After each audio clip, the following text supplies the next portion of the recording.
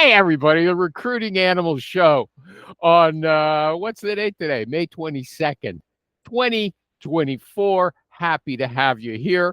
I don't know who's coming today. They never come until later anyway. So, you know what? I'm going to start on my own.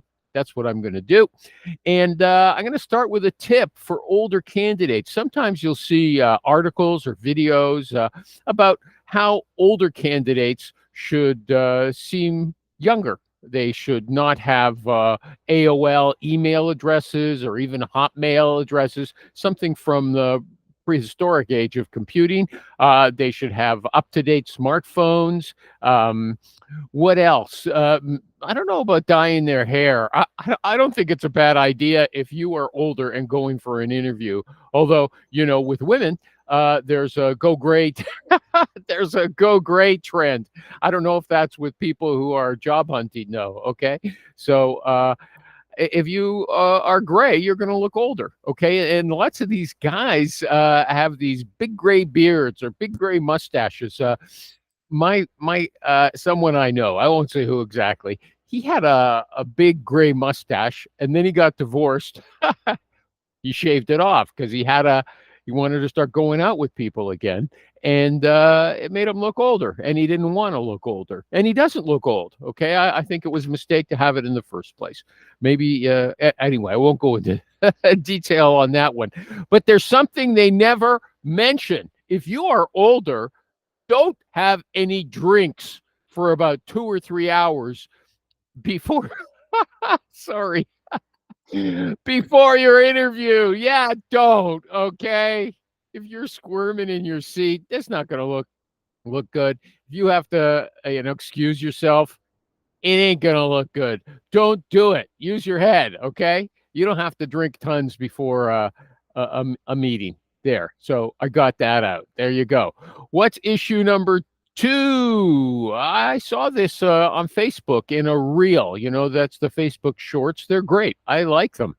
And they had Chris Voss, the famous negotiating guy there. And he said, here's what you do about ghosting. Just send a one-line text. Oh, somebody's here. David M. Marr. Hi, David M. Marr, up in heaven. He's watching over me. He's watching over me. Anyway, so David M. Marr, you interrupted me, so I'm going to start on that one again. I was looking at a video from Chris Voss, the famous negotiating guy, and he said, if you get ghosted, send a text message to the person, and all it should say is, have you given up on whatever topic or project that you were talking about? Have you given up on X? Okay. And he said, make sure that's all you put in it, because he said his friend took his advice and nothing happened. He said, let me see that text message, because the guy insisted he did it just the way he was told, but he didn't. He introduced it with, hi, Bob, how you doing? And then he came up with this message. Don't put anything else in. Chris says, just have you given up on X, okay? And X is whatever project or issue you were discussing. And he said you'll get a really good response, a high response rate. Now, there's another guy I saw commented on this on my Facebook group, and he says, I do something similar, except my text message just says, are you ghosting me? He said, I get 100% response rate. Geez, I don't know. Are you ghosting me is a little on the aggressive side. I like Chris's better, but I've never tried either.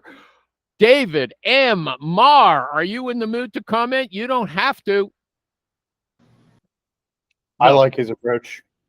Whose? I gave you 2. The negotiating guy. Chris Voss. Yeah. Chris Voss. Okay, so nobody else is here. I can't test if I'm the only one who can barely hear you. Let me turn up my volume if I can. Oy vey. Okay, I turned it up. Okay, why do you like it? You think you might use it? You think you might use it? Yeah, if I get in that situation, I think I will use it. I think it's good. Yeah, it is. I like it. I think it's better than calling up and leaving voicemail saying, "What is wrong with you? Why are you disrespecting me? Come on, we had a conversation. Be a man or be a grown up or whatever one." It's better than scolding them, okay? I Yep. think and it's better than begging. Ugh. Yeah. You don't want to beg. Okay, but what happens if they don't respond? And it's a search you're working on and you're an agency recruiter. The search you're working on and they don't respond, I guess it depends on if it's a client or It's a client. then they may have No, here's what you do. You send a breakup email. Oh, I yeah, sent take you away. this stuff. I left you these messages 48 hours ago, 4 days ago. I've left repeated requests for a conversation. I haven't received anything from you. I have to assume you're not interested in this anymore. It's called a breakup email, but it's also called a pull away. Yep, Okay. take away. Yeah. Yeah. Yep, that's a good technique. Do you have something else that you'd like to suggest? No, I was gonna say take away, but I didn't think that. Oh yeah, he was going to What? say it, but somehow it never came out. I had to put it in there. Okay, I'll give you credit for that. You were going to say it. Yeah, sure. It wasn't Recruiting Animal who came up with it. It was you, Dave, up in heaven. Okay. Is there any issue that you want to discuss before I move on, David M. Marr? No, not off the top of my head. Here's something interesting. There's this comedian. I think his name is Jim Carr. I can't remember. I also saw this in a video on Facebook. This is how he improved his spoken communications. And don't forget, his business is entertaining audiences with his speaking. He says he speaks at 98 beats per minute. That is somehow scientifically proven to be the ideal pace for speaking. And how does he do it? He said before he goes on, he listens to music that's 98 beats per minute. And I said, well, you know what? I might like to try that, but how do I know which music is 98 beats per minute? I'd never heard of anything like that before, but we live in the modern age. I did a search on Google and there's a very long list of songs that are 98 beats per minute. It's from here, not far from here, the University of Waterloo.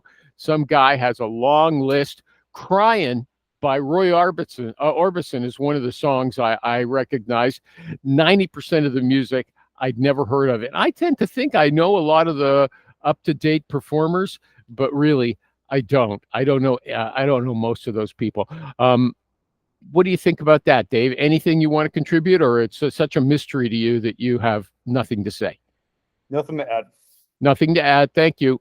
Okay. But I think it's a good tip because there's lots of people who are slow talkers. Didn't Rich Rosen a few weeks ago, he belongs to the Super Recruiter Club, the Pinnacle Society. They brought in some promoter of a vendor of a recruiting tool. He said the guy might have been handing out sleeping pills. He said Ambien. Okay. He said he was so boring. He spoke in a monotonous tone. Some people should take that advice. Mind you, I don't know if people can really change their speaking style. If they are dry and monotonous, Dave, do you think they could really improve very much? My guess is maybe not.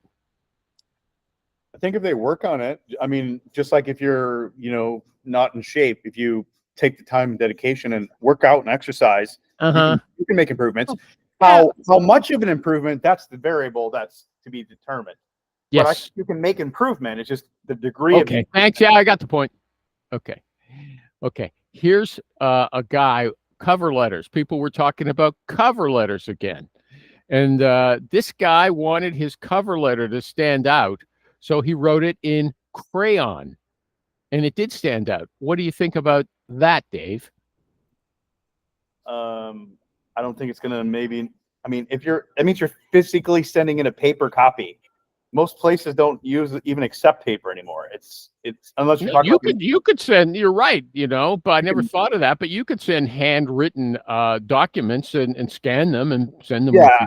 I mean, the most creative way I've ever seen anybody send a follow-up or like a cover letter is they mailed a shoe in a box and they said they were trying to get their foot in the door and they mailed it in with their resume. That's the most creative thing I've ever I seen. got to tell you, two words come to mind when I hear that story, which I won't repeat. Okay, it doesn't matter. No one's going to watch this, but I won't repeat those words. Here's what happened. That guy did not get the job. It was a finance position. They don't want some lunatic, playing games with them. They want a conservative, straight ahead kind of guy.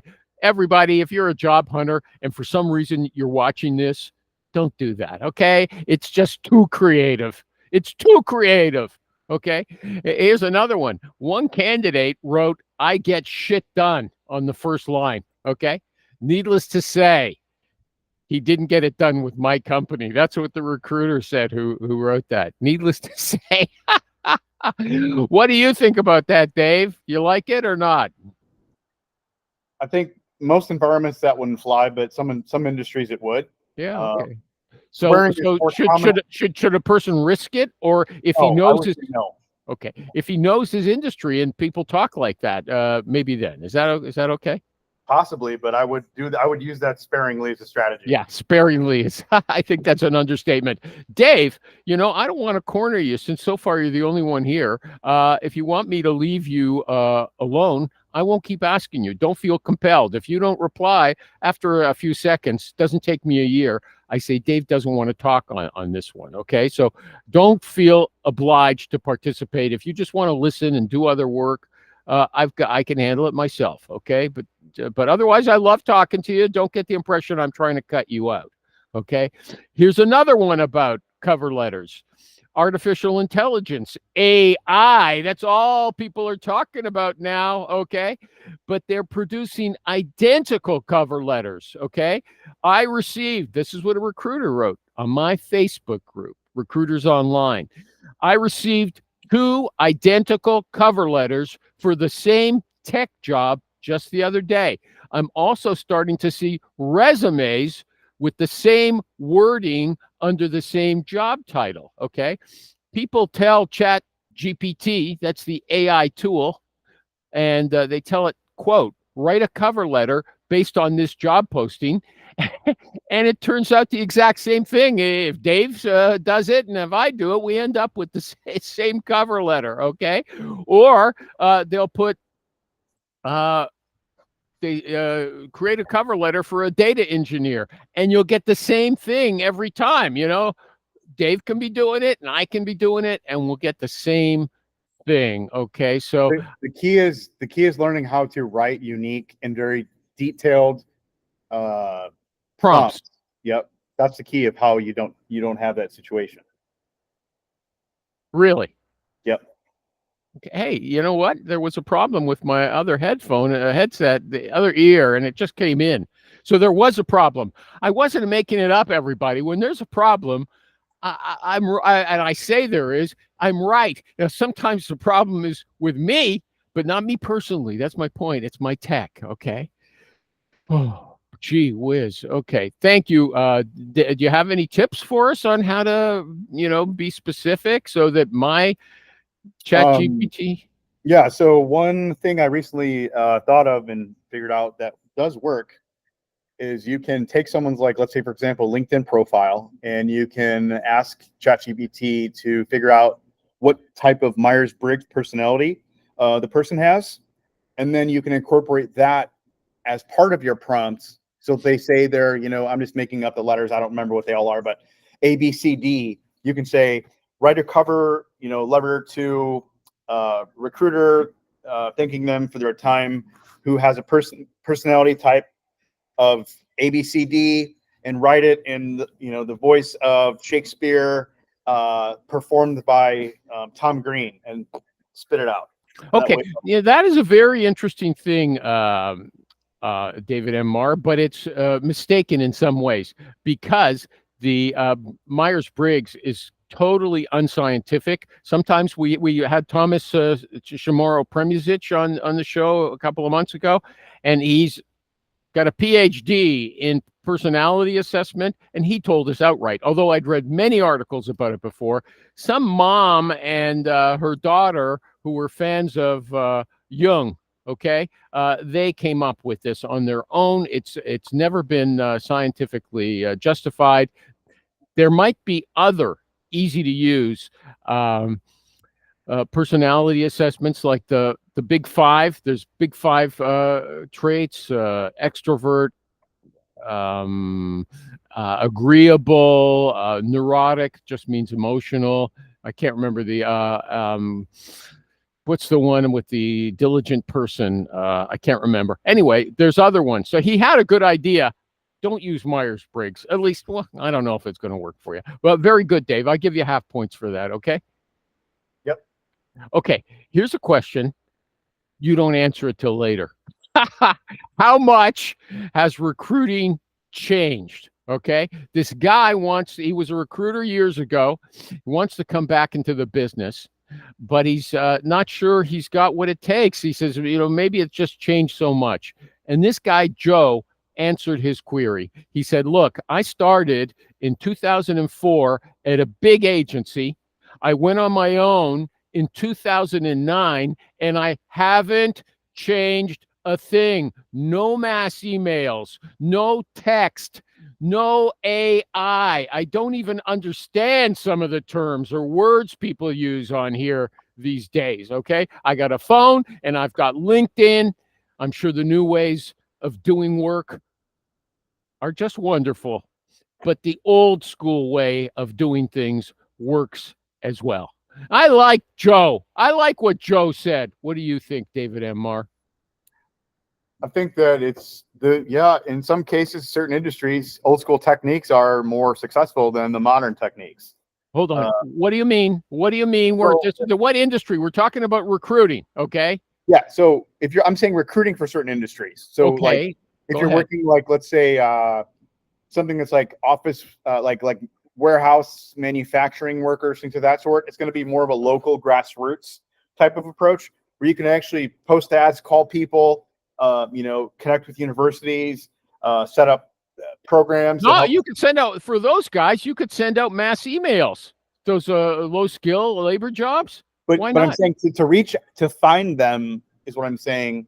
You can do so through. Okay, but you've got a database. If you're a staffing company, I assume you have a database. It's not that you developed over time. Yes. Yeah. Okay. But some people, I haven't gotten to it yet, but I do have a note here that I wanted to discuss: hyper personalization. Okay, hyper personalization. I'll get to that. Okay, here's one for. I don't think it makes any sense for you, but I like this question. When was the last time you were in a client's office? The guy answered, Bill, he said, about 15 years ago, and that was to collect a check from a client that happened to be local. Here's why I love this job. No pants required. I'm wearing shorts now, everybody, just so you know. He's right. No pants required. I love it for that reason as well. However, Dave, I'll come back to you. There's people, I've got notes further down. I've got other discussions of similar things.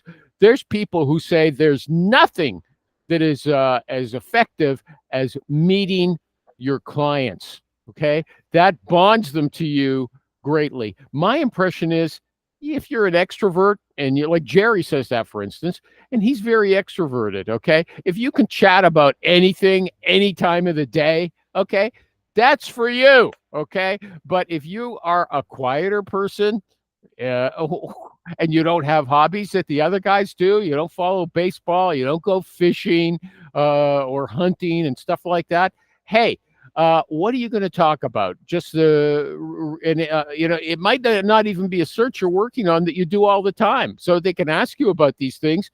I went out to lunch with a guy. I was referred to him, wanted me to go for lunch because I made a really good placement with somebody. She said to her friend, go to Recruiting Animal. He'll do a good job for you. And he took me to lunch, and I'd never worked in his field before. I should have turned down the job, but I had absolutely nothing to talk about with him. It was very uncomfortable, awkward. David M. Marr, you've had a lot of time to process that. You want to comment on it at all? Nope. Okay. Because David M. Marr, everybody, mind you, he has been with an agency, but he's primarily these days an in-house recruiter. Do you want to comment on your new in-house position, David M. Marr, or would you rather not talk about it here? No, not yet. It's still too to What new. can you tell us about the onboarding process? Was it elaborate or, Yeah, for the size of the company, it was actually very informative. They laid out a clear plan and meetings and so forth for me to go through all of their internal trainings and processes. And then they had a series of computer-based training, like independent stuff I did, and then meetings with people. And I'm getting acclimated you to work out of your own home, right? Your home correct. office. Yep, yeah. It's a remote. You didn't have to go in to meet them face to face like these No, other but people do. yeah, no. They said I'll have to travel probably once a year. So to For the how headquarters. long? Probably a 11 week months? at a time. Typically. It goes on tour. One tour lasts 11 months per year. I'm glad you're smiling. That was worth a little joke. Okay. Yes, of course. Okay. What about this? Emergency recruiting. I've never seen that term before, but I loved this. I dug it up. It's a real oldie from an old article. The guy said, I hate it when I'm called in at the last minute because of a need to hire a lot of hard to find people fast because they're clueless leaders. Love that. Clueless leader instead of fearless leader. Their clueless leaders failed to start recruiting before the need became an emergency. Good work is rarely done fast. Have you ever been in that position? I imagine you might be because you're internal, right? I have not. Oh, so they haven't said, Dave, get us a dozen of these very highly specialized programmers. We want them to start on Monday. Okay. You haven't been in Well, so the term that I'm used to using to describe that, it's called hiring blitz, where you're trying to hire, X amount of people to start on this date. So I guess if you call that emergency recruiting, it's just different terminology. Okay, So it's hiring blitz, everybody. Blitz, like the Germans came into France. like in American football. Not hiring blintz, okay? Blintz is like a pancake with cheese on the inside, okay? A blitz in the NFL or American football is where the defensive players they charge the quarterback basically, all in a coordinated effort. Okay. How many people did they ask you to recruit? How much time did they give you? And were they hard to find people? Those are the three relevant questions. Hey, I'm pretty good. Look at those questions I came up with. Boom, boom, boom, just like that. Can you answer them? So it was 10 people. They were software engineers, and I had about a month lead time. A month? That's a good lead time. A week after anything more than a week is not blitz. Okay, give me a break. David M. Marr, he's been up there in heaven too long. he's lost touch with the real world. Okay, here's an interesting one. The hiring manager only wants to see candidates who follow up.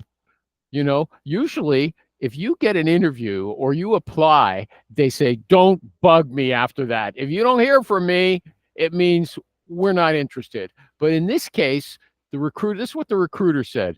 I am hiring business development representatives, BDRs is the short form. And the hiring manager only wants to see candidates that send in additional emails, additional messages on LinkedIn, and reach out in creative ways. Okay. So usually, there's always big arguments about should I send thank you notes and follow-up messages. That's what this hiring manager wants. Usually it's no. Here's what the recruiter said. That's okay. He can want that, but we got 400 direct applications. Only a handful of them reached out in creative ways and followed up. What am I supposed to do? Okay. What do you think about that, Dave? And I'll give my opinion after you. No comment. No comment? Okay. That hiring manager has to be slapped around. That's a job for Amy Miller, okay? Really? I mean, these guys, you can't tell. Okay, I understand if you got a salesperson, you want someone who's persistent and follows up even after they're told not to. Is that right, David M. Marr? If a salesperson should not say no, they should. He said, I never use recruiters. You call them back in 6 months. Am I right about that?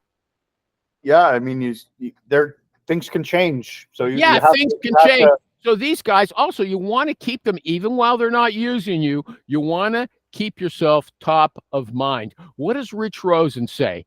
Get your name in front of them. Leave a voicemail. If don't waste a contact. Boom, boom, boom. Okay. And Rich makes more than me and you put together. Okay.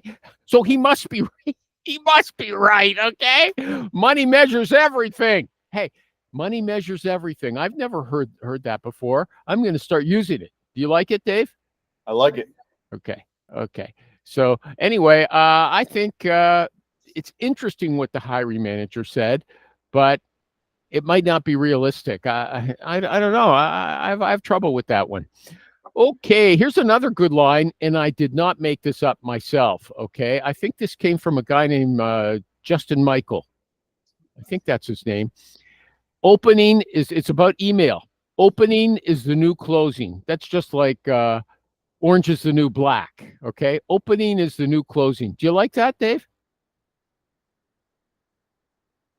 Dave screwed off somewhere. It means that getting people to open your email when they're getting so much other email is the new focus of sales. It used to always be close, close, close, right? Now it's just getting in the door, opening, getting them to open.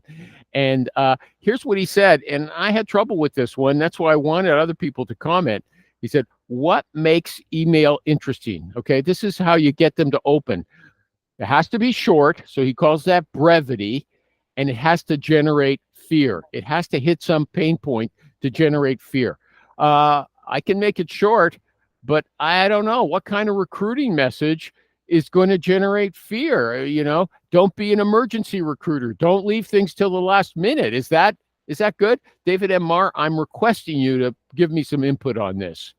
Yeah, I mean, I think that the opening it's basically the hook to get you in. The closing is, I think, just as important. But yeah, if you don't have working on the opening now, I'm asking you, how do you generate fear in an email? First of all, is it right that I think fear is motivating? Well, emotion, I would say you have to elicit emotion or a desire. That's the key to get a good opening. And then how does your product or service benefit them directly? And then a clear call to action is okay. It's not a product or service. It's recruiting we're talking about. No abstract. Okay. We're not telling a guy this is how you clean your factory. You don't want to get shut down by the health department. But this tool or this service that I'm providing is going to make that this is recruiting. It's different. Okay. So what are you going to say? You don't want to be caught short without all the people you need. Establish a relationship with me, start planning for the future, and things will be fine and dandy. Is that what you're telling me, Dave?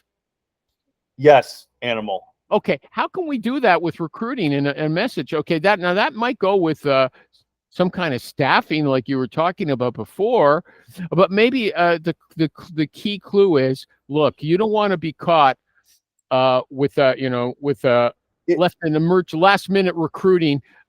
Establish a relationship with me. Keep letting me know what's going on in your business. Then I'll be in a position as soon as you know something, I might have some candidates for you. Is that a good way? Go ahead.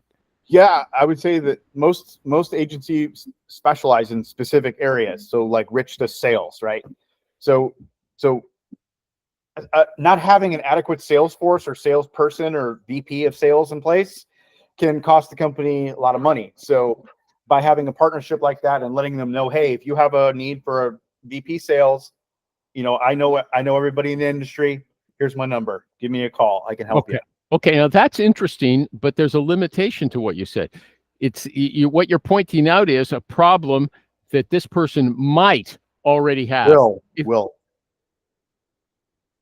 Will have, yeah, but you're trying to establish a current relationship. You're going to have that problem. So what's the next step? What's the call to action there if they don't have the problem right now? The call to action is when they have the problem that your name is, that they know who to call. Okay, who are you going to call? Recruiting Animal? Rosen. Recruiting Animal, exactly. Yeah, who are you going to call? Rich Rosen. If you got a choice between Recruiting Animal and Rich Rosen, don't pick me, although I guarantee I'd be a lot cheaper. Okay. Yeah. Okay. So you send out this message and you say, Dear VP of Sales. Okay.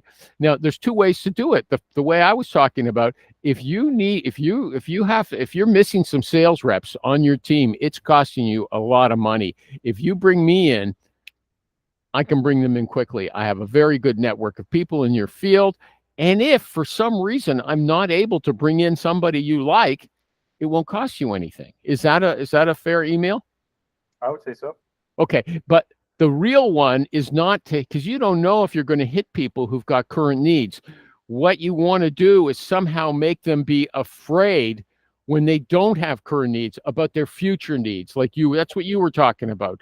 But you didn't seem to be, your message didn't seem to make me feel panic, okay? And I do panic. Can you give me a message that will make me scared?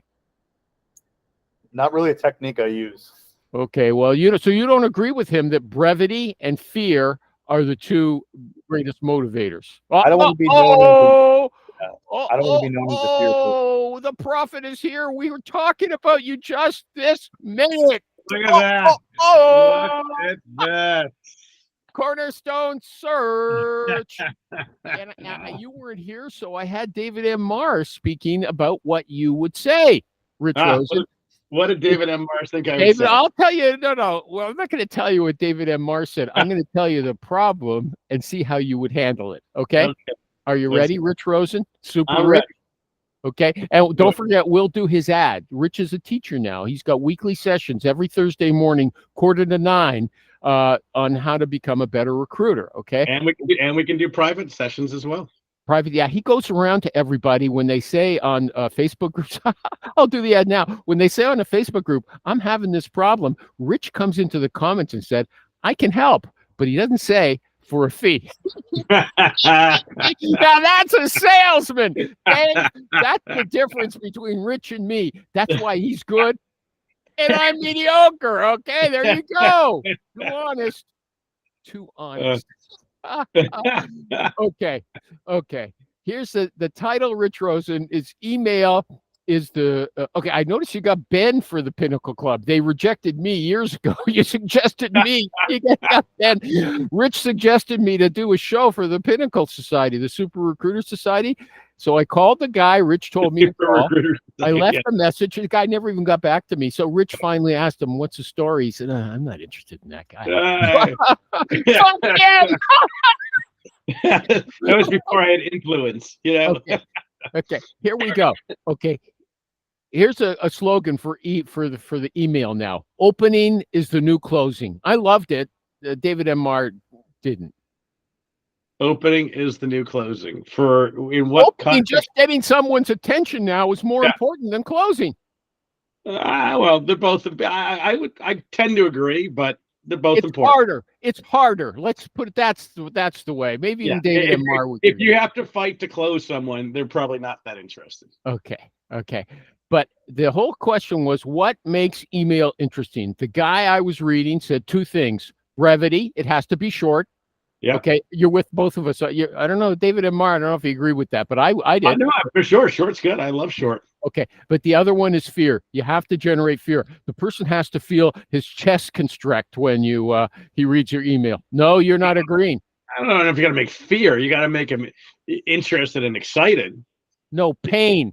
Isn't it, all the sales is generated, get the pain points? Isn't that what everybody always says? Yeah. You want to solve their pain. You want to be able to help solve their pain. Sure.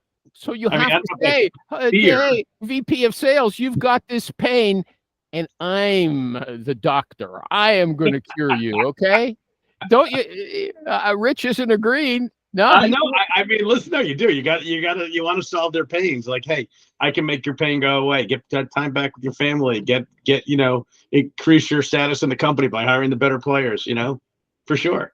Okay, so we had actually two approaches. We figured out. I'll say jointly, okay, because I can't remember what really happened. Okay, number one is assume the person has a need and say, look, if you're missing a sales rep on your team, it's costing you a lot of money. If you bring me in, I can solve the problem quickly. I have a great network. And if for some reason you don't like the people I bring in, it won't cost you any money. Is that a fear generator or a hitting the pain point? Is that good? Do you like that? It's what everyone else says. No, You it know? isn't. There's another way. The way this is what David MR, he liked the future. Look, you're going to have a need in the future, okay? You don't want to be stuck at the last minute without people. Establish a relationship with me now. Let me know what kind of work you do. When the time comes, I'll be in a position to help you. What about that? I mean, listen, they both work. There's not a right answer. It's what's going to work for that individual. You could send both those emails out, do an A/B test, send them out to 100 people. You'll probably get, if you're sending to hiring managers, you'll get 5 that probably like one and 5 that like the other. So you don't know, Rich Rosen, what kind of email is going to work. I know your emails just say, call me or something like that. My name's Rich Rosen. Call me. What do your emails say? I wish that would work. It depends. I like doing NPC emails and saying, hey, listen, I either saw you just got funding or saw you just took the new role. First 90 days is when you really make your rep and build your base. I've got a couple guys that think to hit the ground running, and they've done X, Y, and Z. Well, so you're just like Ernie would only call people who had an ad that had been running for a while and say, look, I see you're looking for a VP of HR. No. These guys don't have ads, but they may. No, but you're doing it with something else. You've got some kind of notification that this person does have a need. You don't just send out emails promoting yourself. I do that too. I've got ongoing emails. I don't know. Just because someone took a new job doesn't mean they're hiring, especially in this market. So, you don't know what they have, but you just assume, hey, listen, I know the space, I know the pain points, I know where you're, I know this is what I'm typically hearing. I'll also, sometimes just send an email out that says, hey, listen, I know the number one need from VC-backed companies is support for hiring.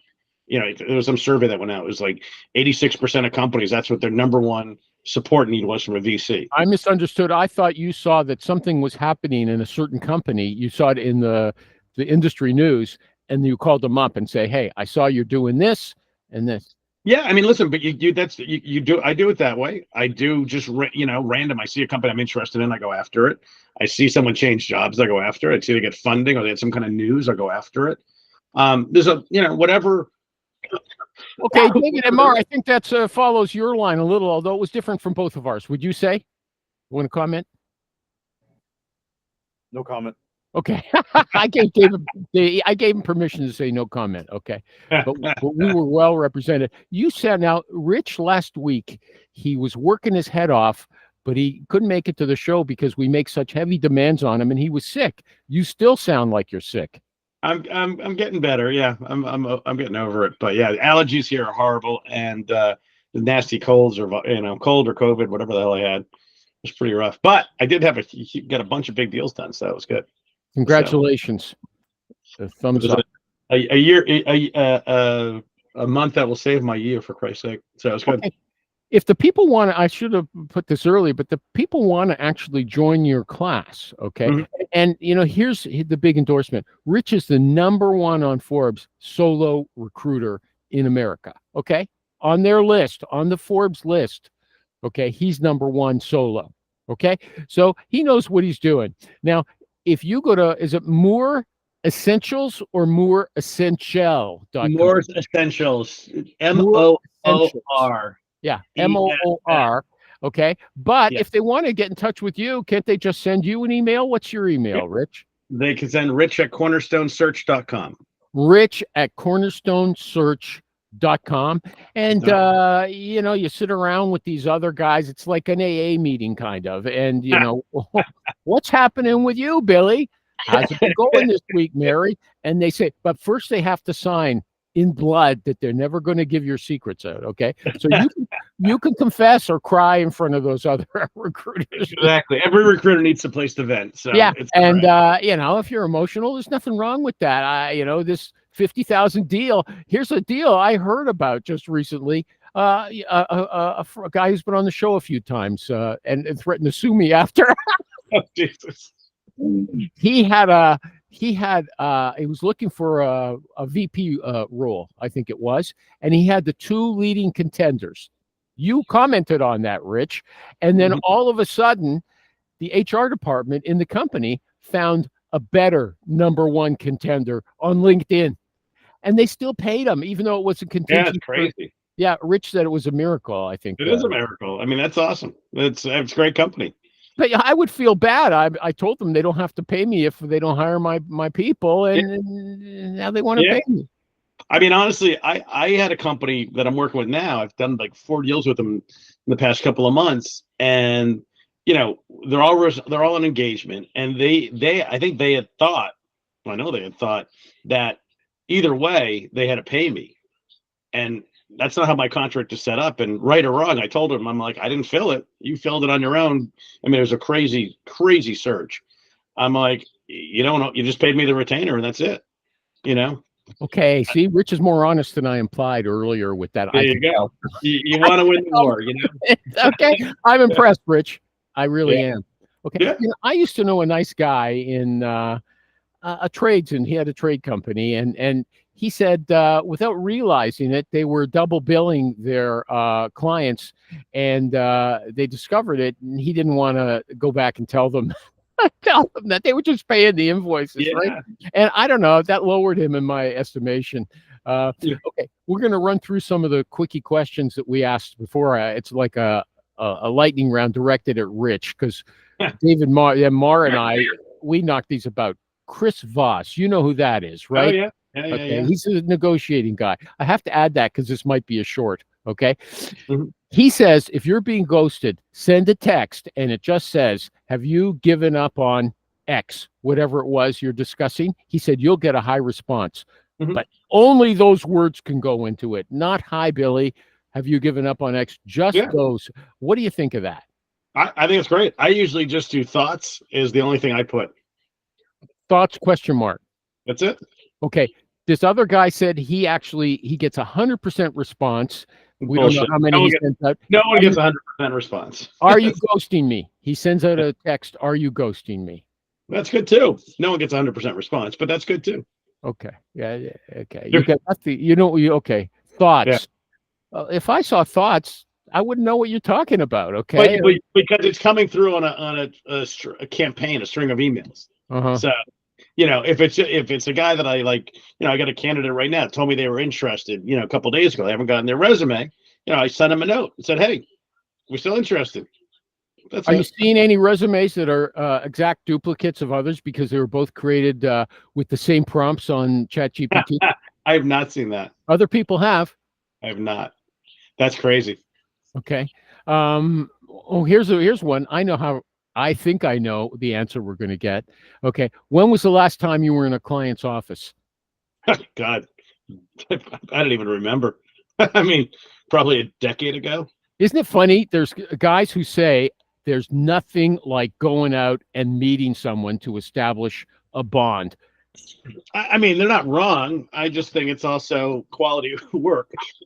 Quality work is going to overtake that bond. And honestly, I'm too busy to go spend a half a day in someone's office for a 10-second meeting. Yeah. This other guy said, I've been in the business 15 years. He said, I was in an office once to collect a check because it was local. He said, this is the beauty of this job. No pants required. You're in that. You're in that school, right? Yeah, I didn't see that response, but I saw the question. Okay, Dave. More importantly, did you see Steve Levy's comment, his meme the other day? Which one? No. You may have to beat this one out. It was like, he said, hang on. It was, I thought it was one of the funniest things. Hang on, I'll find it. Give me 2 seconds. It was, he wrote, I heard on a coaching call this morning, to get a bonus here, you have to jerk off Satan. Yeah, I saw that. I think that was hysterical. Yeah, not everybody's funny. He makes a lot of money, but he doesn't have the best sense of humor. Okay. I thought that was I thought that was a riot. Okay. What about that video I sent you the other day? I thought that was hilarious. That was funny. That guy. Okay, David M. Marr got a new job. Did you know about that? At Coldstone there, yeah. Okay, so congrats. I just wanted to give you an opportunity. I know he was gonna set me up with some jobs. Come on, David. Really? Okay, yeah. What about using a? Suddenly he's quiet. I mean, really. No, I told him he doesn't. We're helping you catch up. What about using a chatbot on your website? I never thought of it. I think it's a great idea. Do you use one? I just had my site. Well, it was a whole long story how it got redone, but I just redid it, and they're supposed to add one. So for Because free. people have lots of questions about recruiting, and a chatbot might be able to answer them. Any comments on that from heaven? You don't even have to come back on and say no comment. If you don't answer, I think you're busy there doing whatever they do in heaven. Okay? Whatever they do is an internal in heaven. Yeah. He's recruiting the next visitor to heaven. This is actually, I saw a confirmation of, you know how Rich denigrates the massive recruiters. Here's what this guy said, an internal recruiter, a TA manager. He said, an agency recruiter approached me. Okay. I signed a contract for a contingent search. I sent him a job posting. We had a phone conversation. Then I got 4 profiles, and not one of them had the requirements listed for the job. Okay. Now the same recruiter is asking if I have other roles available. Isn't that exactly what you told us when you have split partners? You tell them exactly with your own mouth what they need, and they say you tons of people who have no relation at all to the requirement. And then they're always, as soon as you post a new job, they're like, hey, can I work on that? Every time. Like Isn't that amazing? Where do they get the nerve? How do they mistake? If you give them a checklist, I remember saying this to you before, if you give them a checklist of what you need, how can they come up with nothing? Okay. Dude, it's crazy, but it's crazy that they just ghost you. They just go silent, and then it's like they don't send you anyone, and then they give them the next assignment, and don't send you anyone. Then you give them the next one, and they don't give you anyone. Then they beg for the 4th one if you give them a 4th shot, and you say no, and they're like, "Why not? We do all this work together." I'm like, so it's unfortunate, but I mean, I don't know about you. I mean, I have got like 2 trusted split partners. The rest are kind of cannon fodder. They're so inaccurate in what they say. Are your split partners experienced in the same niche as you, or do you? Yeah. One, 2. Well, there's like 2.5. 2 are the half of one is like a broken watch. Like they just get lucky every once in a while. Twice a day kind of thing. No, but they all know your field in advance. 2 of them do. One does. One is learning it. Oh, okay. Okay. What about this? Both of you can handle this one. It's been said that agency recruiters are integrating. That's a word I shouldn't use. They're using AI and automation much faster than internal recruiting departments are bringing them into the regular use. David and Mar, you're welcome. You're on the inside. Anybody else? I know I know Rich Rosen and Tommy Alascio, they're always testing all kinds of tools, right? Mm-hmm. I don't know where you get the time to do it. That's why the phone's ringing. Why you're waiting for someone to pick up the phone. You test stuff out. It takes a lot of time to research these tools, doesn't it? Yeah, it takes 10 seconds to download them. You try them out, and you realize most of them are useless. You don't have to buy them before you? No, most of them not. I mean, some on AppSumo you do. But, on AppSumo you do buy them, but you can return them. But I talked to one company today. I won't give their name out because I like the guys, but it was this software that basically will use AI to search your database. It was a pretty good idea. But then I'm like, ask these guys what they're going to charge for, and they're just launching. The guy wanted to charge $15 per resume. All right. So if you're doing a search and said, like, I have, 400 candidates, and a search is not uncommon. So just to run my 400 candidates through this guy's database, this guy's scanner, he would want Source Instance is great. He would want he'd want like whatever that is, a couple $1,000 or whatever. I think that is insane. Yeah, he's never been a recruiter. No, that's what I told the guy. I was like, dude, I'm like, let's tell the owner. I'm like, I don't know how to put this other than you're fucking nuts. I'm like, no agency. Actually, here's my standard. Did you actually say those terms? 100%. Okay. I'm like, I've had 2 calls with these guys just to try to help them out. And I'm like, you should be charging pennies per resume, not dollars. And I'm like, who's going to, unless you can get, and then he did this, he ran the thing and it was really not that impressive, to be honest with you, what it found. Mhm. And I'm like, who's going to pay this? Like, So I think there's all kinds of kids or people in university, and they're trying to jump into use AI to disrupt some industry, and they're not ready. They don't know enough about that industry, right? Well, how are you that off the charge? He's like, oh, we're just going to try it. I'm like, all you're going to do is piss everyone off. Maybe, yeah. I'm like, would you pay $15? Like, I have 100,000 resumes in my database. I'm going to pay them $15 per resume to go. Well, I hope they stop in their tracks. Rich got their pain. If I was invested in that tool, I would feel my heart stop when he told me that. Okay. Yeah. Okay. Yeah. It's crazy. Okay. I keep forgetting what I wanted to say. I was going to. Oh yeah, that's a sourcing tool that. It was a sourcing tool that David M. Marr just recommended in the chat. What is it? Yeah, it's the links. It's all different tools you can go find. Oh, that was that. Dino's. I don't know, was that what's his face or was I didn't see the URL. Yeah, that was. Yeah. What was it? What was it? Sourcinglinks.com. Yeah. Okay. Yeah, search engines, X-rays. You know, he's how to find real. I like him. He's a very likable guy. Dean. Yeah. He's a smart dude. Yeah. I mean, likable. I didn't say smart, although he is. I meant he's likable. Okay. What about cat videos? Have I ever discussed this before? If you send out your original email and say, look, I want you to remember me in the future. You don't want to be caught with your pants down. Let's keep in touch. Okay. And so if you've got nothing to say, there's lots of witty little cat videos. Okay. You have to go through a bunch of them, but you'll come up with something. Would it be worthwhile for a recruiter to send out cat videos every once in a while to candidates and clients? Anybody? Witty, funny videos. Only if they like cats. Exactly. No, you don't have to like cats in order to laugh at their antics. Some people don't despise cats, just like they despise dogs, or they love dogs.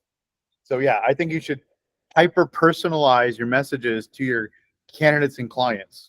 Well, Dave learned a word from me. Hyper-personalized. No. Hyper-personalized. Hyper-personalized. No, I knew it already. Recruiting. Yeah, Dave's a super smarty pig. Hyper-personalized is great if you have a salary and you have time to hyper-personalize everything. Maybe you're wrong, Rich Rose. Listen, it only works with quality, not a quantity. Agreed. Listen, I think hyper-personalizing is fantastic, but you can't have ADD and do it. You just go crazy. It just takes too much time. If you've got a bunch of searches going on, you just can't possibly get enough volume out, in my opinion. But you're better off sending a decent email and following up with a phone call. Okay. David M. Marr said he doesn't have any crushing issues that he wanted to discuss. There's 7 minutes left. Anything burning, Rich, that came up for you in the last few weeks that you felt, hey, I would love to bang this around with the guys? Yeah, man. I mean, I think everyone's in the same boat. Market's crazy. Everything's taken longer. But why is it working for you? You said you've had a lot of success recently. Recently, yeah, but it's definitely been a challenging year. But I mean, Rich's challenge is my bonanza. Okay. This will be. I got 2 more deals I'm hoping to close this month. This will be a killer month. So, but it's but this year's been a challenge. I mean, like the delays that clients put on things. The reasons people pass on candidates, the reasons people have passed on using me. I just lost a search today. I was surprised. I was shocked I lost it. The guy's like, I got referred by the VC, and the guy, the internal recruiter's like, well, we just got burned by another solo recruiter who couldn't come up with the profile. And it's a super niche profile. And I'm like, dude, I've already done this search. I've got 3 guys for you literally right now, which I can, sign the contract. I'll send them to you. If you don't like them, I won't send you anyone else. I'm like, but I've done the exact search. I know the exact profile you want. I've literally built 4 of your competitor sales teams. You couldn't get the guy to bite. He's like, so they went with a bigger firm because he was afraid that a solo recruiter, he was a nice guy. He was afraid a solo recruiter, this is a guy they were trying to build out into the US. He He was afraid a solo recruiter couldn't have enough bandwidth to fill this very standard tight line. I've been in the business 27 years. I know Well, everything Rich says. Okay. Yeah. Well, the funny thing was, this VC that backs him is a very, very strict profile. It's a super. I mean, you got to be a 10 out of 10. All right, they won't take a 9. For these roles for another person in this another portfolio company, same search, different niche. One was whatever, one was whatever, but same search, just different, vertical, shall we say? And I'm like, I know exactly what you need. I mean, I just filled these searches that would take in the company over 6 months to fill. I'm like, I can't believe you're not giving me a shot. So I sent him another email. So I actually used Chris Voss. Funny you mentioned earlier though. I had ChatGPT write a response in the tone of Chris Voss to see if it works. Hey, So- wow. Okay. So we'll see. Can you use the tone of your favorite TV detectives and stuff like that? You could. If you have enough, you just got to get their stuff in writing and then put it into ChatGPT and say, create ChatGPT won't go out and look for it? Yeah, not yet. I think I'm sure there's a way to do it. Can you write this letter in the style of Columbo? Okay. Can you imagine? But you know what? I wonder. Actually, hang on. Let's try that. Let's see if you can do it. Here, write a letter. Style. I just got one more question. Okay. Yeah. After I offered you on a contingent search the exact kind of person that you're looking for. So this is what it's. No? Hang on, it's writing it. So hang on, it's going slow. Hey, so yeah, thanks for the update, for the detailing. Something's been on my mind ever since. Yeah, you can. I mean, it's actually pretty good. Now, just to make sure I understand you correctly, so it is like Columbo. It's actually better than the Chris. It's actually better than the Chris Voss one. To be honest with you. There you go. There's a big lesson if you stuck to the end of this show, okay? Or if you're watching a short, if I have the time to make a short out of this, hey, there you go. Exactly what you should do. I can't believe, though, I'm going to take this up with Rich again. I can't believe he had a fish on the hook and he couldn't sell him. Okay. Yeah. That seemed like a shooting fish in a barrel. And I don't like that thing. I got to tell you, man, I'm shocked that I lost the search. I'm maybe I wrote this guy back, so who knows? Maybe I'll get it back. Yeah, tell him, are you crazy? I did in a very nice way. I'm like, I've just done A, B, and C. I've got 3 guys I can send you today. Why don't you negotiate? Say, I won't charge you an engagement fee for this. This guy or this. We already told the guy. They only do contingent. So I'm like, what's the harm?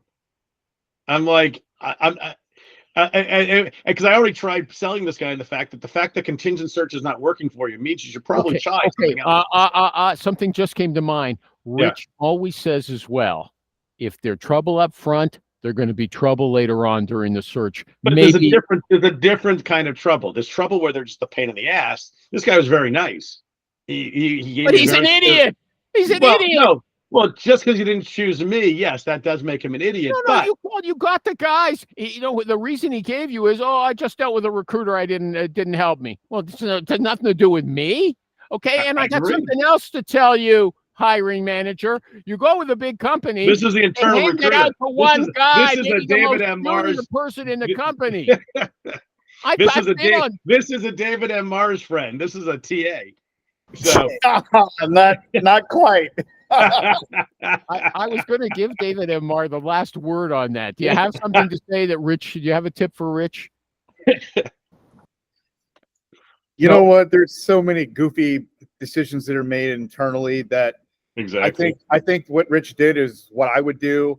Let it free and let them make the mistakes and learn, and then come back to you. Yep. Rich is following up. How many times should he follow up? 10? I mean, I would follow up. A week go by, then 2 weeks, and then a month, and then 3 months, and then 6 months. The thing is, you don't want to let it fall because this is a fillable job. If Rich, but listen, you're not going to win every search. I mean, they got their reasons, right or wrong. Who knows? I've got a and list. Sometimes they have these random candidates that so and so internally knows and worked with at this company. That's who they end up going with. The person doesn't work out, and then guess what? 6 months down the road, hey, Rich, are you willing to help us? Yeah, that's what happens. And then you get your engagement fee. Yeah, exactly. I mean, that's the thing. It's like, listen, it's a contingent search. He wants to. It's not. I did what I'm going to do, it's not worth me like breaking my head to go fight for a contingent search when I already know there's going to be another recruiter on it.